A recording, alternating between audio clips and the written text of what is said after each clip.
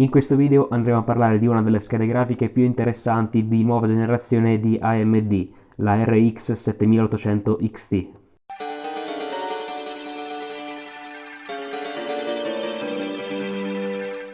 Ciao ragazzi, ciao a tutti e bentornati qui sul canale del vostro Intendaro Pazzo. Oggi siamo qui a parlare della RX 7800 XT, scheda video di fascia medio-alta di AMD proposta in risposta alla RTX 4070 di Nvidia, sempre sulla stessa fascia di prezzo circa. Infatti qui parliamo di una scheda, diciamo, da un prezzo di lancio di $500, che poi qua da noi sono 550, e che attualmente, diciamo, sul mercato si può trovare intorno ai 530. Ed è una scheda molto interessante perché appunto si propone a un qualcosina meno rispetto alla 4070, scheda che tra l'altro abbiamo già recensito qui sul canale in uno scorso video che vi lascio linkato qua in alto, e che però insomma non presenta ovviamente le feature, essendo una scheda AMD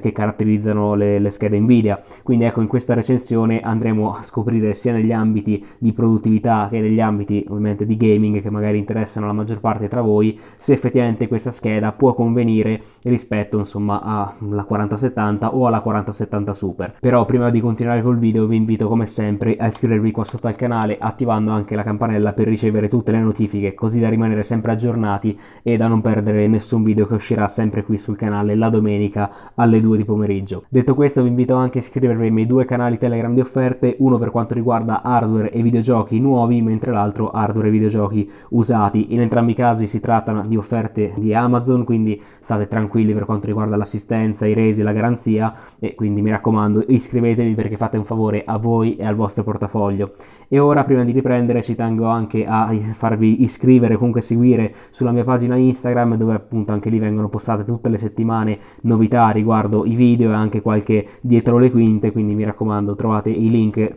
qua sotto in descrizione. E ora direi che possiamo riprendere con la RX 7800 XT. Iniziandovi a parlare delle specifiche tecniche, questa scheda video presenta infatti l'ultima architettura, almeno per adesso, di AMD, cioè RDNA 3. Infatti all'interno presenta un chip da 3840 shading units, che insomma per una scheda AMD sono comunque un numero abbastanza considerevole, con 60 compute unit, le quali operano una frequenza di boost di circa 2,3-2,4 GHz, che poi volendo possiamo anche andare a overclockare, e quello però andiamo a vederlo più avanti. Per quanto riguarda il comparto memorie, abbiamo 16 GB di memoria VRAM GDDR6 con un bus di 256 bit per un bandwidth complessivo di 624 GB al secondo circa, che insomma è un bandwidth molto considerevole, e anche come capacità, come capienza di memoria siamo per esempio in vantaggio rispetto alla 4070, che vi ricordo avere solo 12 GB.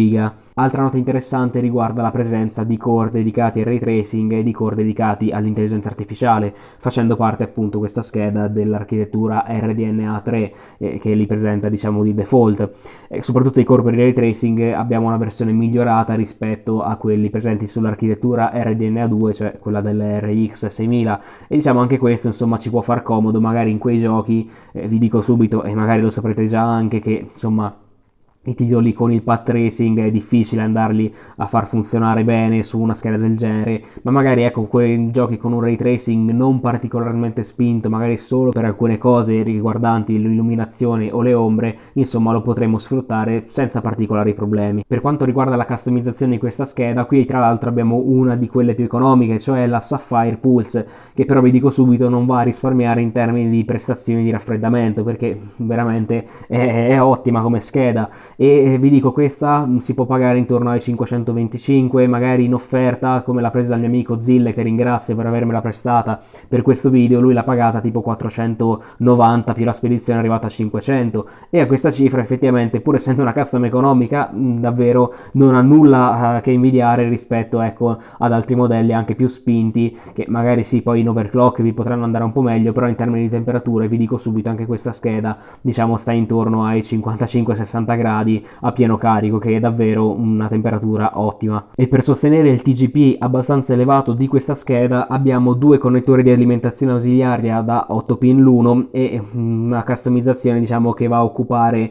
2,5 quasi 3 slot effettivamente, con due belle ventole sul frontale che vedete qui e effettivamente un radiatore con diversi pipe, anche qui fanno un ottimo lavoro. Il backplate poi è completamente in metallo e anche lì le memorie sono comunque raffreddate, anche insomma nel backplate sono comunque presenti dei thermal pad, ecco, per scambiare il calore più velocemente anche col backplate, quindi davvero secondo me è un'ottima customizzazione e lo andremo a vedere anche in gioco poi nelle temperature effettive. L'ultima cosa, presenta come uscite video due porte HDMI 2.1 e due porte DisplayPort 1.4, quindi anche qua insomma siamo equipaggiati veramente molto bene. Prima di passare ai benchmark ci tengo a fare due parole sulla piattaforma di test, che in questo caso è la test bench con il Ryzen 5 3600X e insomma come scheda madre una Asus B450F ROG Strix e come RAM abbiamo 16 GB di RAM DDR4 3200 MHz CL16.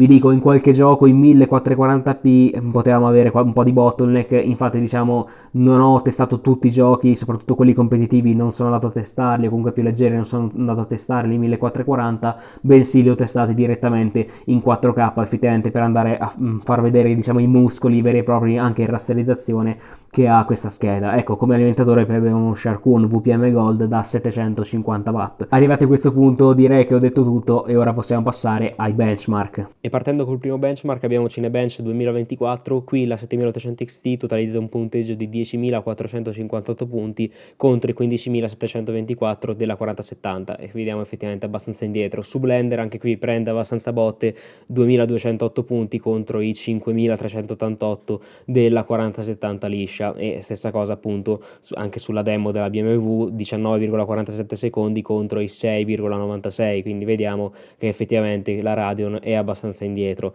Stessa cosa anche sul Classroom demo, dove abbiamo un tempo di rendering di 33,9 secondi e contro i 13,44 della 4070. Passando a un benchmark un pelo più favorevole su Geekbench 6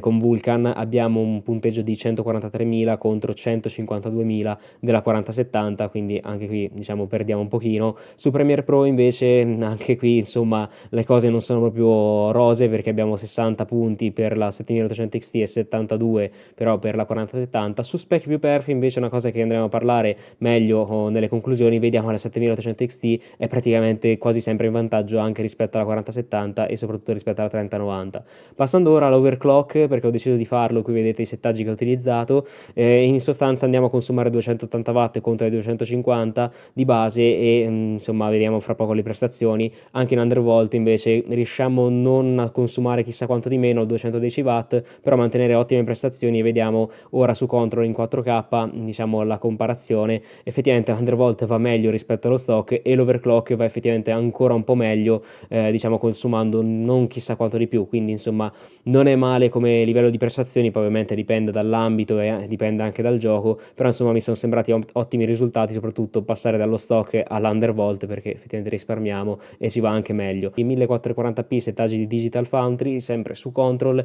7800 XT 143 fps contro i 134 della 4070, mentre in ray tracing la 7800 XT arriva a 71,7 fps senza upscaling, quindi davvero anche qui un ottimo risultato per un gioco con ray tracing. Su Alan Wake 2 1440p senza upscaling Digital Foundry settings abbiamo un average di 69,4 fps. Passando al 4K con FSR però bilanciato arriviamo a 77,4 fps e per quanto riguarda invece il path tracing con 1440p FSR bilanciato abbiamo 27,7 fps con poi una qualità grafica che andremo a vedere meglio nelle conclusioni, insomma non è proprio il massimo, mentre con la 4070 abbiamo 47 fps e una qualità visiva decisamente superiore. Death Stranding 4K settaggi maxati, 7800 XT 100 fps, 4070 siamo lì perché arriviamo a 98,4 fps. L'1% della 7800 XT probabilmente in quella run diciamo ci sarà stata una compilazione di DirectX 12, insomma per quello un po' più bassa. Su Fortnite capitolo 5 stagione 1 da RTX 12, 4K settaggi medi, insomma, per non incorrere in bottleneck della CPU, abbiamo 137 fps e un percentuale di 81,8 fps, che non è per nulla male. Su The Finals 4K, settaggi alti con anche ray tracing alto, abbiamo ben 73,4 fps, che appunto in 1440p ho deciso di non testarlo, cioè l'ho testato ma eravamo limitati dal processore sostanzialmente, quindi insomma aspettatevi poi risultati molto più alti se avete comunque una CPU molto potente. Per quanto riguarda God of War, in 1440p e settaggi maxati, la 7800 XT arriva a 110 fps, la 4070 è un po' indietro, insomma a 100 fps, qui infatti si vede ecco la superiorità in rasterizzazione che ha la scheda di AMD. In 4K invece, sempre a ultra, abbiamo 75,9 fps per la 7800 XT con un percentuale di 61,4, e qui effettivamente insomma anche questo gioco pesante è perfettamente godibile anche in una risoluzione così alta senza upscaling. Passando ora a Cyberpunk 2077, 4K settaggi di hardware unboxed senza anche qui upscaling, 50 fps per la 7800 XT e 51,8 per la 4070. Qui effettivamente mi sono stupito perché sapevo ecco che questa scheda di AMD andava più forte insomma in rasterizzazione, e poi effettivamente qua in path tracing insomma in 1440p FSR bilanciato insomma prende veramente tantissime botte, perché 25 fps contro i 43,5, e ripeto anche qui la qualità della 4070 visivamente era decisamente superiore. Passando ora a Battlefield 5, 1440p settaggi alti, 7800 XT, 164 fps e un percentuale di 73, e passando ora al 4K sempre però a settaggi alti, abbiamo 128 fps contro i 110 della 4070. Ed eccoci qui ragazzi, dopo aver visto le prestazioni di questa RX 7800 XT. Che dire, io sono rimasto effettivamente abbastanza stupito dalle prestazioni di questa scheda in gaming in particolar modo, per il fatto che appunto in rasterizzazione, dove non andiamo a utilizzare chissà che effetti di ray tracing, questa scheda si difende veramente molto molto bene. Abbiamo visto praticamente tutti i titoli sono giocabili in 4K a dettagli comunque molto elevati, e magari ecco in qualche caso come Alan Wake 2, se mettiamo un pochino di FSR in 4K, quindi anche FSR quality con upscaling, quindi non è particolarmente potente, cioè nel senso non va a degradare particolarmente la qualità visiva, effettivamente abbiamo un'esperienza fluida e anche appunto gradevole dal punto di vista visivo, quindi effettivamente questa scheda si può utilizzare senza problemi anche con questa risoluzione così alta. Per il 1440p davvero dovete avere una CPU anzi particolarmente potente, perché veramente vi spingerà tantissimi frame. E passando ora a un tasto dolente potremmo dire di questa scheda video, sono ovviamente le prestazioni in ray tracing, diciamo più che altro in path tracing, perché abbiamo visto il ray tracing giochi come Control, che ok ha qualche annetto sulle spalle, però diciamo ancora è un gioco abbastanza pesante, e appunto anche il ray tracing non scherza, effettivamente si comportava abbastanza bene. E l'altro titolo è The Finals, che è un gioco completamente in Unreal Engine 5, dove anche lì il ray tracing ha una componente fondamentale e diciamo anche abbastanza competitiva, perché insomma vi permette di capire per esempio se un muro è stato spaccato, e appunto perché magari entra la luce o non c'è luce, quindi insomma diciamo, è una cosa che effettivamente è una feature che dovete abilitare insomma se potete in quel gioco, e anche lì ecco questa scheda si comporta veramente bene, perché sono ambiti, vi ripeto, che in cui ecco il ray tracing non viene sparato a 1000 per ogni singolo effetto visivo, quindi diciamo ecco questa scheda con questi core comunque di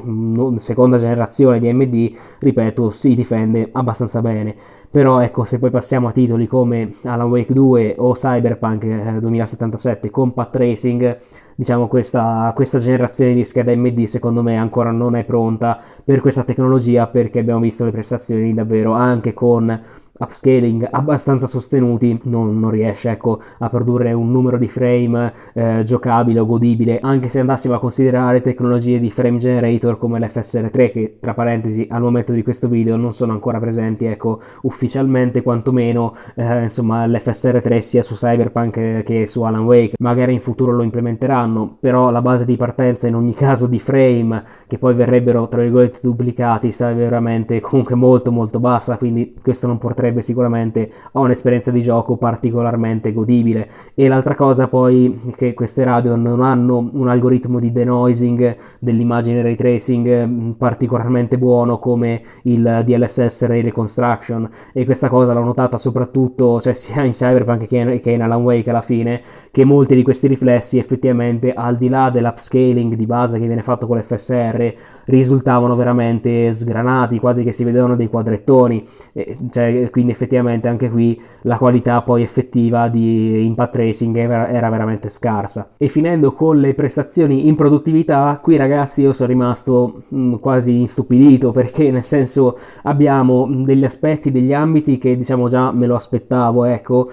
tipo Blender, che andassero effettivamente male rispetto alle Ada Lovelace di Nvidia, perché abbiamo appunto delle prestazioni che sono un terzo, se no, di quelle dell'RTX 4000, che quindi diciamo, ecco, in qualche ambito insomma veramente questa scheda non ha nulla a che vedere, ecco, con le competitor. Però in altri casi, per esempio, posso pensare, ecco, ad alcuni applicativi della suite di benchmark di SpecViewPerf che abbiamo visto, cioè veramente anche simulazioni energetiche, biomediche, anche lo stesso SolidWorks comunque insomma si difende veramente benissimo, e anzi va molto di più rispetto a schede come anche la 3090 o la 4070, ma veramente tanto. Quindi io davvero qui non capisco bene come sia possibile questa cosa. Magari, ecco, chi è del mestiere magari me lo scriverà qua sotto, perché effettivamente le schede GeForce sono praticamente castrate da questo punto di vista in quei particolari test, in quei particolari benchmark, mentre le schede quadro alla fine vanno abbastanza bene, e queste Radeon sembrano fregarsene completamente di qualsiasi cosa,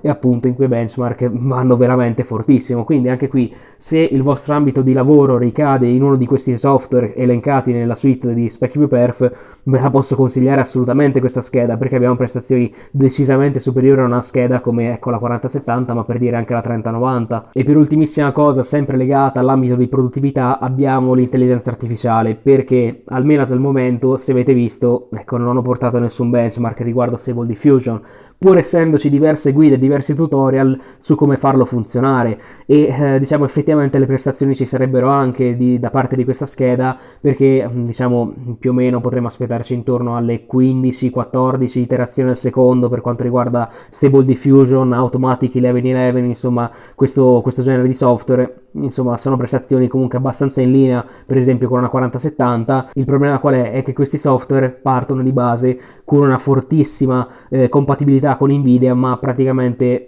lo 0% di compatibilità iniziale con AMD, nel senso che di base questi software, se avete una scheda AMD, non funzionano, e quindi questo è un bel problema. Diciamo, ripeto, ci sono delle vie alternative su come farli funzionare. Il problema è che vi posso assicurare che ci ho passato un'ora e mezza della mia giornata l'altro giorno per farlo funzionare, e non ci sono riuscito. Pur dal sito ufficiale di AMD era spiegato come fare, eppure poi andando a vedere online c'erano dei fix riguardo a questa cosa, effettivamente delle patch, perché da una certa data in poi aveva smesso di funzionare, non funzionava più questo metodo, e quindi c'era qualcuno che si è ingegnato per farlo funzionare. Sono andato a seguire anche quel tutorial e alla fine ha dato un runtime error, anche lì abbastanza inspiegabile, ed era passata già un'ora e mezza, 2 ore, quando effettivamente per scaricare un programma come Stable Diffusion e iniziare a generare immagini con l'IA, di solito veramente con una scheda Nvidia si fa in 10 minuti questa cosa. Quindi davvero lì ho lasciato perdere, perché mi ero veramente girate le scatole. Quindi diciamo, se avete la pazienza di starci dietro, di diagnosticare gli errori e tutto, anche l'intelligenza artificiale è fattibile con una scheda del genere, e dovrebbe darvi anche qui abbastanza soddisfazioni. Però sicuramente non aspettatevi, ecco, procedimento diciamo diretto, libero così. Quindi, per arrivare alle conclusioni di questo video, vi consiglio la Radeon RX 7800 XT nel 2024.